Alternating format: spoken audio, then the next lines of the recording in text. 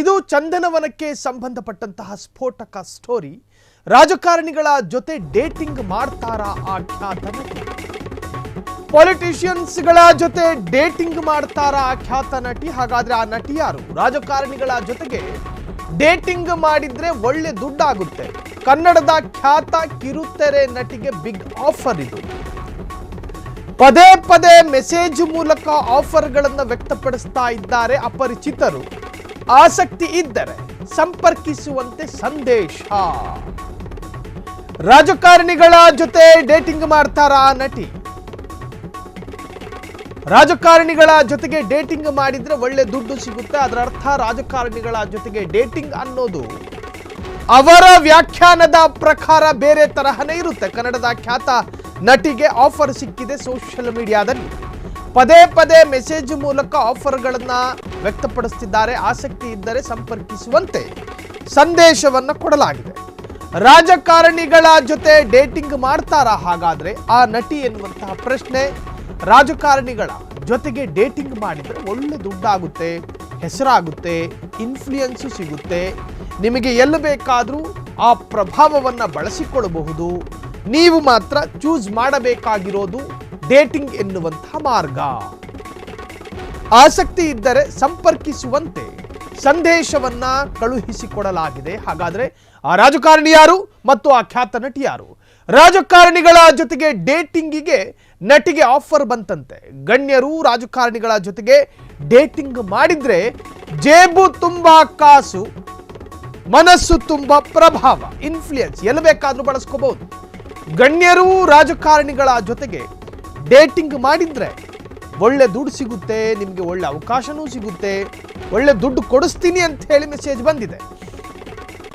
ನಾನು ರಾಜಕಾರಣಿಗಳು ಗಣ್ಯರ ಜೊತೆಗೆ ಕೆಲಸ ಮಾಡ್ತಿದ್ದೀನಿ, ಅವರ ಜೊತೆಗೆ ನೀವು ಡೇಟಿಂಗ್ ಮಾಡಿದ್ರೆ ಯಾರಿಗೂ ನೀವು ಡೇಟ್ ಮಾಡೋ ವಿಷಯ ಲೀಕ್ ಮಾಡಲ್ಲ.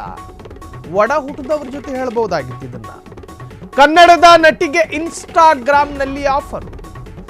ಅಷಡ್ಢಾಳನೊಬ್ಬ ರಾಜಕಾರಣಿಗಳ ಜೊತೆಗೆ ಡೇಟಿಂಗಿಗೆ ನಟಿಗೆ ಆಫರ್ ಕೊಡ್ತಾನಂತೆ. ಗಣ್ಯರು ರಾಜಕಾರಣಿಗಳ ಜೊತೆಗೆ ಉಚ್ಕೊಂಡು ಡೇಟಿಂಗ್ ಮಾಡಿದ್ರೆ ಆ ವಿಚಾರವನ್ನ ಯಾರಿಗೂ ನಾವು ಲೀಕ್ ಮಾಡೋದಿಲ್ಲ, ಗುಪ್ತವಾಗಿ ಇಟ್ಕೋತೀವಿ. ನೀವು ಒಂದು ಬಾರಿ ಅದಕ್ಕೆ ಓಕೆ ಅಂದ್ರೆ ಸಾಕಿತ್ತು ಅಂತ. ಈ ಅಷಡ್ಢಾಳ ಸೋಷಿಯಲ್ ಮೀಡಿಯಾದಲ್ಲಿ ನಟಿಯರ ಖಾತೆಯನ್ನ ಪರಿಶೀಲನೆ ಮಾಡ್ತಾನೆ.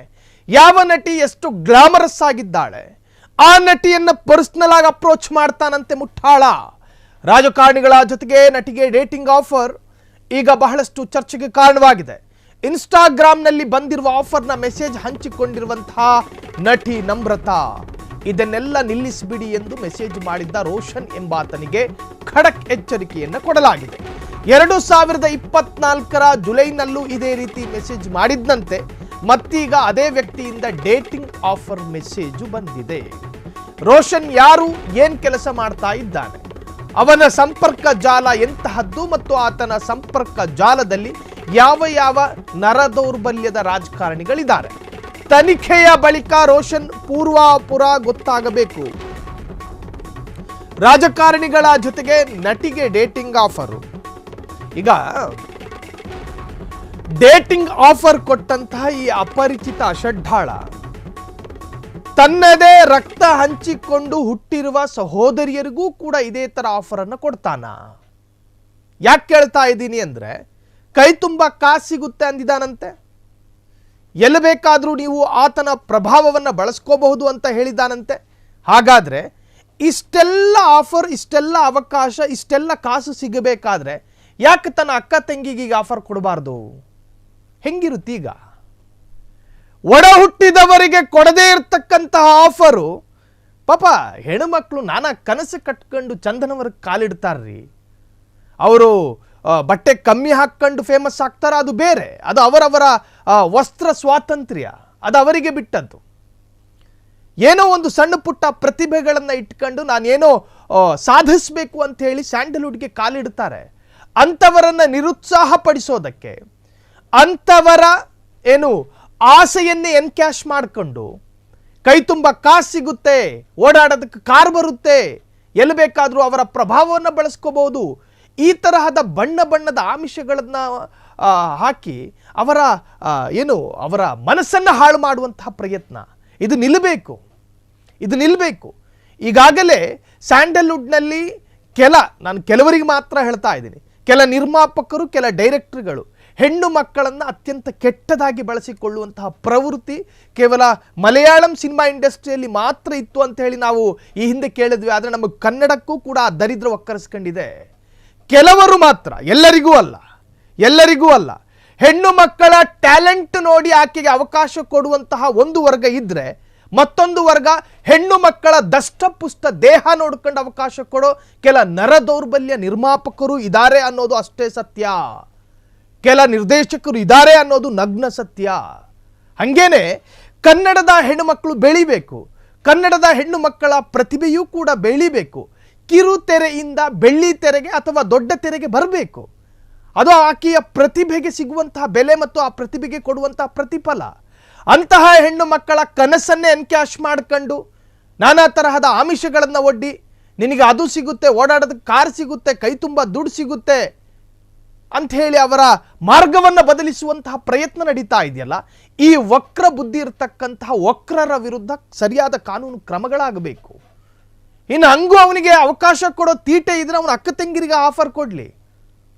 ರಕ್ತ ಹಂಚ್ಕೊಂಡು ಹುಟ್ಟಿರ್ತಾರೆ ನೋಡಿ ಒಡ ಹುಟ್ಟಿದವರು, ಅವ್ರಿಗೋಗಿ ಕೊಡಕ್ಕೆ ಸಾಧ್ಯನಾ? ಕಂಡವ್ರ ಹೆಣ್ಣು ಮಕ್ಕಳನ್ನ ಬಾವಿಗೆ ದೂಡಿ ಆಳ ನೋಡೋ ಪ್ರಯತ್ನ ಯಾಕೆ ಅಂತ. ಇದು ಈಕೆ ಅರ್ಥಾತ್ ನಮ್ರತಾ. ಈಕೆ ಬಿಗ್ ಬಾಸ್ನ ಸ್ಪರ್ಧಿಯೂ ಕೂಡ ಆಗಿದ್ರು. ಪಾಪ ಆ ಹೆಣ್ಣು ಮಗಳು 2024ರಲ್ಲಿ ಈ ರೋಷನ್ ಎನ್ನುವಂತಹ ವ್ಯಕ್ತಿ ಈಕೆಗೆ ಕೊಟ್ಟಂತಹ ಆಫರ್ನ ಸ್ಕ್ರೀನ್ಶಾಟ್, ಬಾಯಿಗೆ ಬಂದ ಹಾಗೆ ನಾವು ನ್ಯೂಸ್ ಮಾಡ್ತಿರೋದಲ್ಲ, ಆಕೆ ಹಂಚಿಕೊಂಡಿರ್ತಕ್ಕಂತಹ ಸ್ಕ್ರೀನ್ಶಾಟ್ ನೀವೀಗ ಫ್ರೀಡಮ್ ಟಿವಿಯ ಸ್ಕ್ರೀನ್ ಮೇಲೆ ಗಮನಿಸ್ತಾ ಇದ್ದೀರಿ.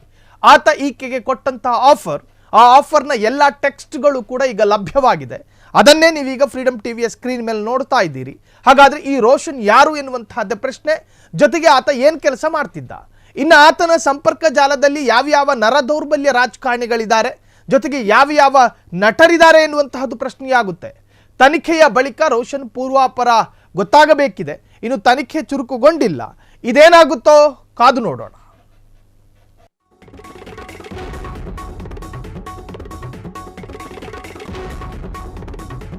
ಕ್ಷಣ ಕ್ಷಣದ ಸುದ್ದಿಗಳಿಗಾಗಿ ಫ್ರೀಡಂ ಟಿವಿ ಸಬ್ಸ್ಕ್ರೈಬ್ ಮಾಡಿ, ಲೈಕ್ ಮಾಡಿ ಹಾಗೂ ಫಾಲೋ ಮಾಡಿ.